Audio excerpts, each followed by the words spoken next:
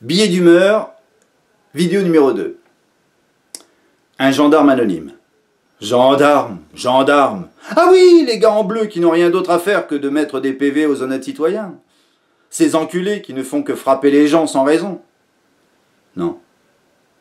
Ça, c'est la partie visible de l'iceberg. C'est ce que pensent les gens. C'est comme ça que nous sommes perçus. Mais ce n'est en rien ce que nous sommes. En rien ce que nous faisons. Les gendarmes sont des hommes et des femmes, des pères, des mères, des fils, des filles, des frères, des sœurs, des amis, des anciens, des jeunes, des êtres humains comme vous. Les gendarmes, ce sont des personnes qui travaillent 7 jours sur 7, 24 heures sur 24, les jours de fête, les jours fériés, loin de leur vie sociale, de leurs amis, de leur famille. Ce sont des militaires qui ne râlent pas malgré la difficulté, qui n'ont ni syndicat, ni droit de grève, qui obéissent aux ordres, des gens courageux qui, comme tout militaire, peuvent être amenés au sacrifice ultime pour leur patrie, pour la France. Rappelez-vous Arnaud Beltrame. Rappelez-vous les attentats. Vous n'avez aucune idée de ce qu'est le métier de gendarme. Mais si vous le voulez, je serai heureux de vous l'expliquer. Venez donc une journée avec moi au contact de la misère sociale. Venez avec moi décrocher un gamin de 11 ans qui s'est pendu, car son père alcoolique le violait et battait sa mère. Venez avec moi auditionner une gamine de 14 ans qui subit des abus sexuels et des viols de ses camarades de classe dans les caves d'immeubles d'une banlieue. Venez avec moi sur le bord de la route sur un accident de la circulation routière, ramasser les morceaux de cerveau du conducteur qui est passé à travers le pare-brise de son véhicule car il n'avait pas sa ceinture de sécurité. Venez ramasser la tête du motard qui se trouve à 25 mètres du reste de son corps car il roulait trop vite sur sa nouvelle Kawasaki qui monte à 260 km/h et qui n'a pas eu le temps de freiner à temps.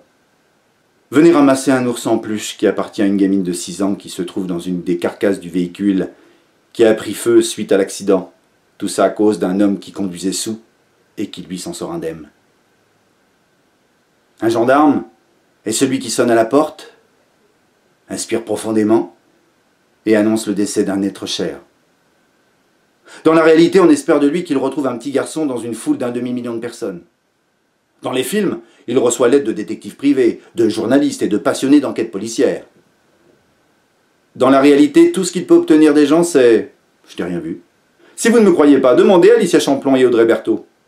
Ah non, ça ne va pas être possible car elles ont été victimes du devoir. Elles ont été froidement et sauvagement abattues par un homme alcoolisé, délinquant notoire multirécidiviste, un homme sorti de prison en septembre 2011 qui, dans la nuit du 17 juin 2012, a décidé de prendre la vie à 2 femmes qui ne faisaient que leur métier, qui ne faisaient que leur devoir. Une mère de famille qui ne verra pas ses 2 filles grandir, une jeune femme qui ne connaîtra jamais le bonheur d'être maman. Mais vous ne le voyez pas.